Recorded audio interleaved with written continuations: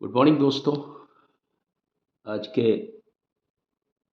इस टॉपिक में मैं हेमंत कुमार आपका हार्दिक स्वागत करता हूं। मेरे चैनल का नाम है अंग्रेज़ी अरीना। तो आज हम इस टॉपिक में लेंगे दो जेंडर्स, क्योंकि हम पिछले वाले टॉपिक मतलब पिछले वाले वीडियो में हमने मैस्कुलिन और फेमिनिन के बारे में बात की थी। अब हम बात करेंगे common gender and neuter gender.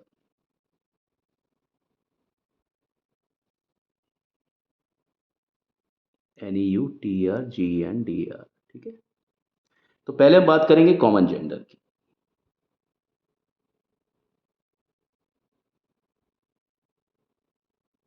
इसको सबसे पहले हम उदाहरण से समझते हैं कि कॉमन जेंडर क्या होता है। कॉमन जेंडर को हम हिंदी में बोलते हैं उभयलिंग।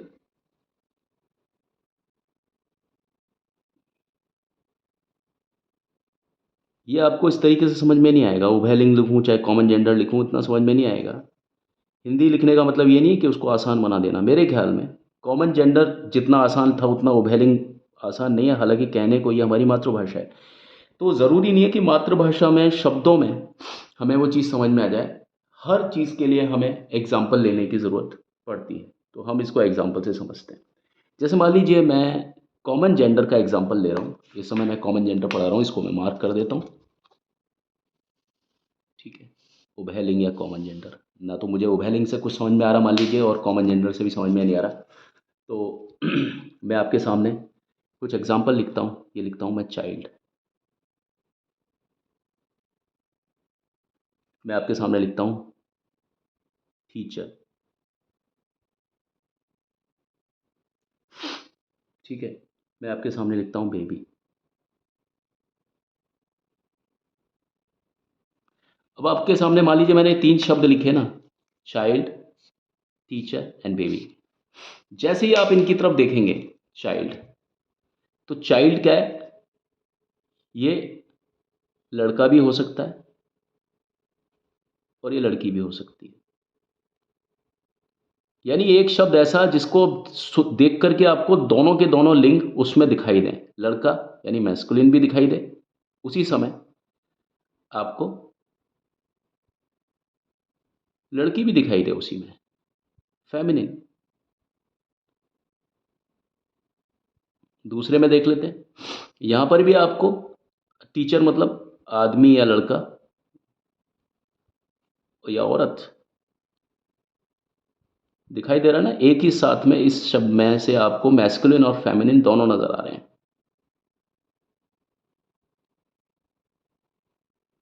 And feminine at the same time. उसी तरीके से बेबी, बेबी बच्चा एक लड़का भी हो सकता है और एक लड़की भी हो सकती है।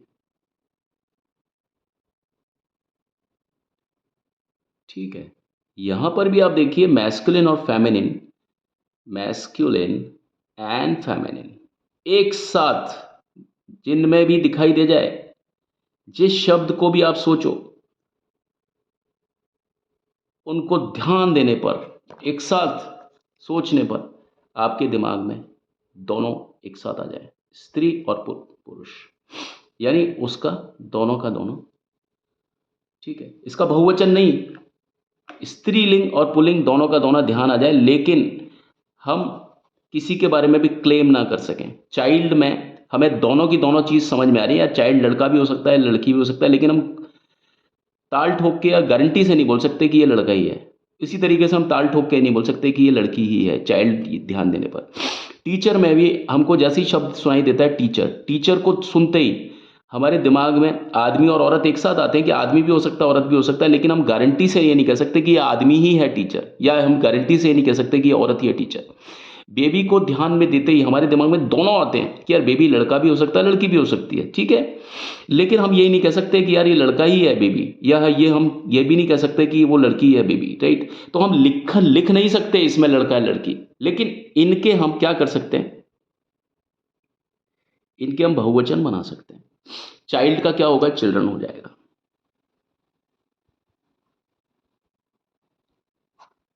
टीचर का क्या होगा, टीचर्स हो जाएगा। इनके जेंडर चेंज नहीं हो सकते हैं, क्योंकि जेंडर तो तब चेंज होंगे ना कि हमको एक का भान हो। इस शब्द को ध्यान में लेते ही हमारे दिमाग में दो चीज़ें एक साथ आती हैं, और दोनों के दोनों चीज़, दोनों ही जेंडर एक साथ आ जाते हैं। तो फिर उस चीज़ में तो हम इसका स्त्रीलिंग पुल्लिंग कर ही नहीं सकते, लिखित में तो कर नहीं सकते, दिमाग में, क्योंकि हमारे साथ में हर शब्द को याद करने पे दो के दो चीज़ आ रही है एक साथ, और दोनों की दोनों चीज़ जेंडर में आ रही हैं, और एक से जेंडर दूसरा बिल्कुल डिफरेंट है, क्योंकि दो ही जेंडर होते हैं, तीसरा है ठीक है ट्रांसजेंडर है, लेकिन हम उसकी बात अभी नहीं करेंगे, ठीक है।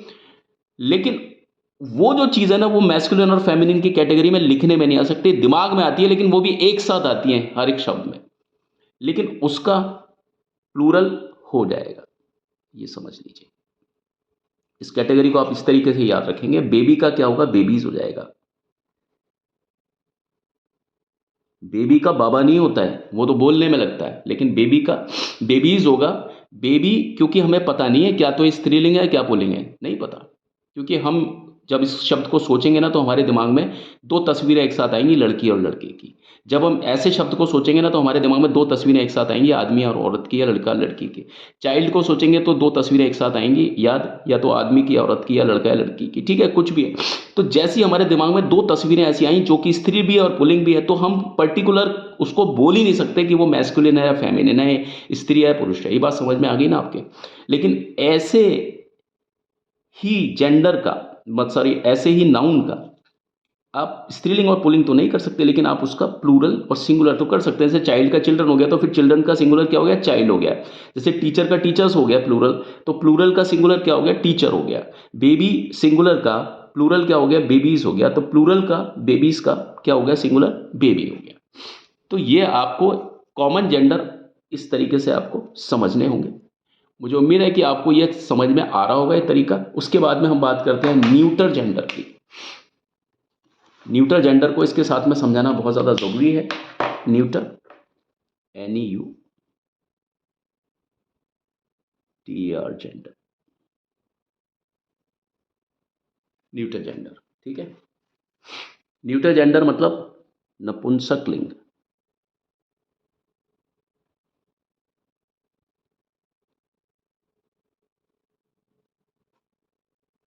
नपुंसक लिंग मतलब, जैसे मान लीजिए मैं बात करता हूं बुक,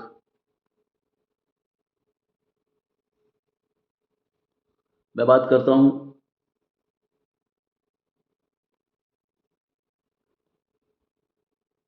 रेडियो,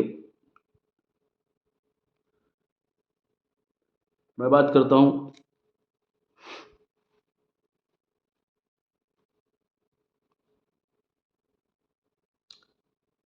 रूम।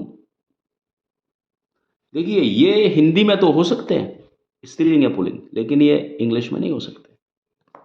ये नपुंसक हिंदी, क्योंकि इंग्लिश में इसको हम न्यूटर जेंडर ही बोलेंगे, नपुंसक लिंग ही बोलेंगे। हिंदी में ये स्त्रीलिंग या पुल्लिंग हो जाएंगे। आप देखिए जब बुक हम बोलते हैं, तो बुक बोलते ही हमारे दिमाग में कोई भी स्त्री या पुरुष नहीं आता है। एक बार आप देखेंगे ना, बुक का मतलब किताब, किताब ही आएगा दिमाग में। रेडियो का मतलब रेडियो है, रेडियो का मतलब आदमी औरत से नहीं है। रूम का मतलब आदमी औरत से नहीं है, रूम का मतलब एक ऐसी शेप, ऐसा मतलब कमरे की, हमारे दिमाग में एक वो आता है, सीन आता है, कमरे का दृश्य आता है, कमरे की तस्वीर आती है। रेडियो में रेडियो की तस्वीर आती है कि भाई रेडियो ऐसा होता है, इस तरह की तस्वीर होती है रेडियो की। बुक में हमें किताब की तस्वीर दिखाई देती है। कहने का मतलब है जब हम किताब बोलते हैं ना, तो उसमें हमें प्रथम दृष्टया प्राइमा फेसी पर ऐसा कोई भी चेहरा नहीं बनता। किताब बोलते या रेडियो बोलते या रूम बोलते या इस तरह के कोई शब्द बोलते जिसमें स्त्री या पुरुष की कोई भाव भंगिमा आ जाए, जैसे कि हमारा इसमें हुआ था। इसमें हम चाइल्ड बोलते हैं, टीचर बोलते हैं और बेबी बोलते हैं ना, तो इसमें हमारे दिमाग में स्त्री और पुरुष एक साथ आते हैं।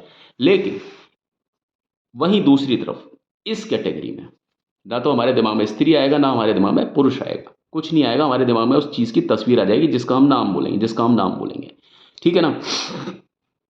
तो जब हमारे दिमाग में इस तरह की तस्वीर आ जाएगी जिसमें सिर्फ उस चीज़ की तस्वीर आए, ना तो उसमें आदमी नजर आए, मैस्कुलिन नहीं नजर आ रहा, ना उसमें फेमिनिन नजर आ रहा, फेमिनिन, इसकी तस्वीर नज़र नहीं आ रही है।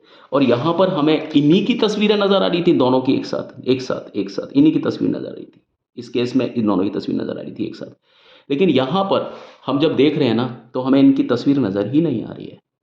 ऐसे ही जब हम रेडियो देखेंगे तो हमको एम और एफ यानी मेल और फीमेल यानी मैस्कुलिन और फेमिनिन की तस्वीर नज़र ही नहीं आएगी। हमें सिर्फ रेडियो दिखाई देगा, रेडियो कैसा होता है, हमें आदमी औरत दिखाई नहीं देगा। ठीक है। ऐसे ही जब हम रूम की बात करेंगे तो हमें एम और एफ की कैटेगरी से बिल्कुल डिफरेंट दिखाई देगा। वो मेल और फीमेल दिखाई नहीं देते हैं रेडियो में। जब हम देखते हैं, सॉरी, रूम में या रेडियो में या बुक में जो भी है, इसमें हमें आदमी और औरत दिखाई नहीं देते हैं। इसमें हमें वो चीज़ की शेप दिखाई देती है, उसका आकार और आकृति दिखाई देता है। ठीक है। हाँ, ये एक अलग बात है कि किसी किताब को मैं मान लो अपने से बड़ा इमोशनल हो जाऊं किसी किताब को लेकर के और मैं उससे अपना रिश्ता नाता जोड़ लूँ, तो यहाँ पर मैं शी बोलूँगा, रेडियो को मैं ही बोलूँगा, रूम को मैं ही बोलूँगा। उस केस में जहाँ मैं इनको महिमा मंडित करूँगा, जहाँ मैं इनको ग्लोरीफाई करूँगा ना, वहाँ पर ये न्यूटर जेंडर से हट करके किसी और सेंस में आ जाएगा, जैसा कि मैंने आपको पिछले वीडियो में बताया था। ठीक है। वो एक अलग तरह की चीज़ें हैं, उसको मैं यहाँ पर इस टॉपिक के साथ में मैं उसको संलग्न या मिला नहीं सकता, क्योंकि एक हाईली कंफ्यूजिंग टॉपिक हो जाएगा। क्योंकि ये जब मैं एक्स्ट्रा जब आपको पढ़ाई कराऊंगा, जब मैं एडवांस्ड इंग्लिश की बात करूंगा, तब मैं उस टॉपिक को बताऊंगा। क्योंकि अभी स्टार्टिंग है आपकी और आपको बहुत सरलता से सारी चीज़ों को समझना है। सरलता में कलिस्ट बता दूंगा, मेरा भी नुकसान हो जाएगा और आपका तो बहुत ज़्यादा नुकसान हो जाएगा। ठीक है। इस चीज़ के ऊपर आज हमने देखा कि भाई कॉमन जेंडर और न्यूटर जेंडर में क्या फ़र्क होता है। ठीक है। ये आपको मेरे ख्याल में बात को समझ में आ गई होगी। यहाँ मेल और फीमेल की फ़ोटो नज़र नहीं आती है, लेकिन यहाँ पर हमको एक साथ मेल और फीमेल की फ़ोटो नज़र आती है। और जहाँ पर हमको ये चीज़ आ जाती है ना नज़र, वहाँ पर क्या होता है, वो उसको हम बोलते हैं कॉमन जेंडर। और जहाँ पर हमें उस चीज़ का नाम लेते ही स्त्री और पुरुष दिखाई नहीं देते, सिर्फ वो चीज़ की हमारे दिमाग में आकार और आकृति बनती है। किताब को देखेंगे तो किताब की आकार और आकृति बनेगी, उसमें आदमी और औरत की शक्ल नहीं दिखाई देगी हमको। रेडियो में जैसे हम रेडियो बोलेंगे ना, तो रेडियो की आकृति दिखाई देगी हमको, है ना। उसमें आदमी और औरत की शक्ल नहीं दिखाई देगी। रूम जैसे हम बोलेंगे ना, तो रूम की हमें आकार और आकृति दिखाई देगी, उसकी उसकी शक्ल दिखाई देगी रूम की, रूम कैसा है, उसमें हमें स्त्री या पुरुष दिखाई नहीं देगी। तो ठीक है, आज के वीडियो में इतना ही। अगले वीडियो में मैं नेक्स्ट टॉपिक को कवर करूंगा, नाउन से जुड़े हुए। नाउन बहुत बड़ा एक टॉपिक है। ठीक है, तब तक के लिए मुझे आज्ञा दीजिए। और मेरे चलते चलते बस यही रिक्वेस्ट है कि मेरे इस वीडियो को like, share, subscribe, comment please ज़रूर कीजिएगा। और अगर आपको लगता है कि आपको किसी सजेशन की या मुझे कोई आप सुझाव देना चाहें, तो प्लीज़ आपके सुझाव सादर आमंत्रित हैं। खुश रहें, आबाद रहें, मस्त रहें। अगले वीडियो में एक नए टॉपिक के साथ में चर्चा करते हुए। Thank you. Have a nice time. God bless all of you.